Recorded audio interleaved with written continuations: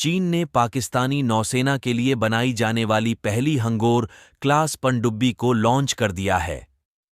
इस launching ceremony का आयोजन चीन के Wuchang ship building industry group WSIG के श्वांगलियू बेस पर किया गया।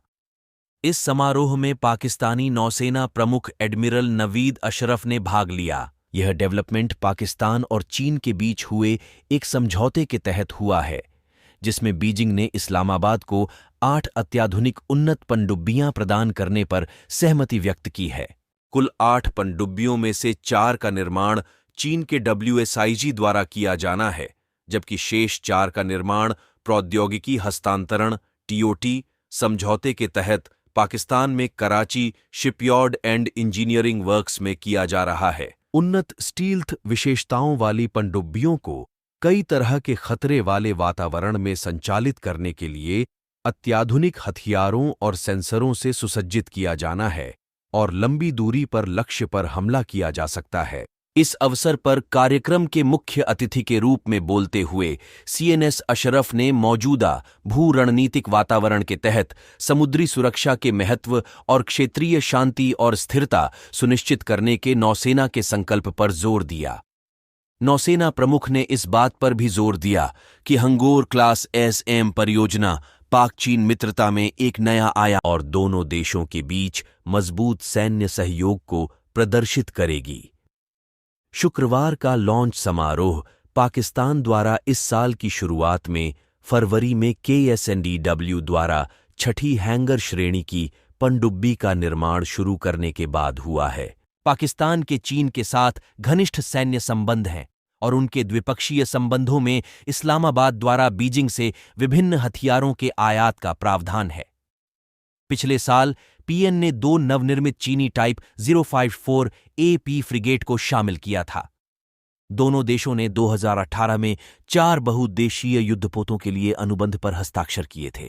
पहला और दूसरा जहाज PNS तुगरिल और PNS तैमूर 2022 में PN बेड़े में शामिल हुए। हंगोर क्लास पनडुब्बी कई तरह के मिशन को अंजाम दे सकती है। इसमें कई तरह के अत्याधुनिक हथियार और सेंसर लगे हैं जो विभिन्न खतरों का सामना करने में सक्षम है। हंगोर क्लास सबमरीन चीन की टाइप 039A 041 युआन क्लास का ही एक्सपोर्ट वेरिएंट है। पहली 4 पनडुब्बियां 2023 तक वितरित की जानी थीं और अंतिम 4 KSIW से 2028 तक आनी थीं। पाकिस्तान ने इस सबमरीन के बारे में ज्यादातर जानकारी को सीक्रेट रखा है। बताया जा रहा है कि यह पनडुब्बी 76 मीटर लंबी होगी।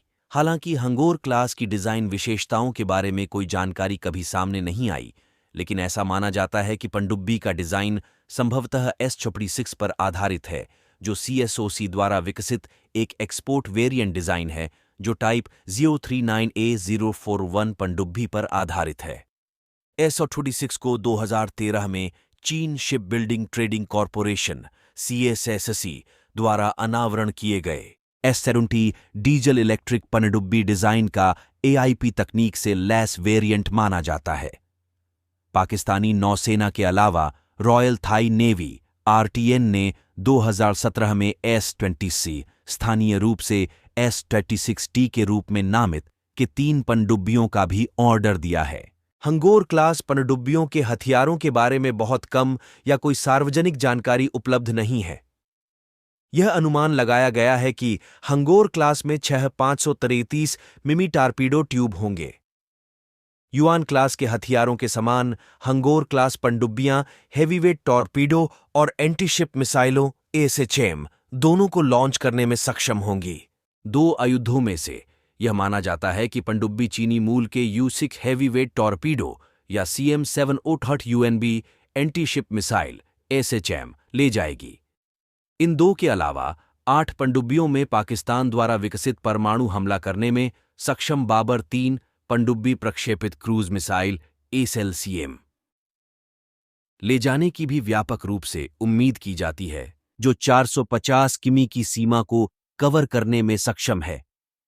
कुछ स्रोतों ने अनुमान लगाया है कि पनडुब्बियों पर बाबर 3 को तैनात करने का कदम पाकिस्तान द्वारा भारत की नौसैनिक सेकंड स्ट्राइक क्षमताओं को टक्कर देने में सक्षम एक सुनिश्चित सेकंड स्ट्राइक परमाणु निरोध क्षमता विकसित करने का एक संभावित प्रयास हो सकता है।